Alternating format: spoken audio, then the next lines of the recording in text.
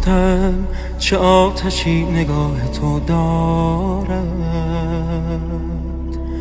آخر دلم دل تو را به دست آرد. بی تو کویر خشک و خالیم، مرا ببین چه حالیم، باران تو اگر نبارد. جانا دلم رو برده این فریبانه، به انتظار تو غریبانه. نشستم ببینم آن دو چشمم از تو دلبرانه.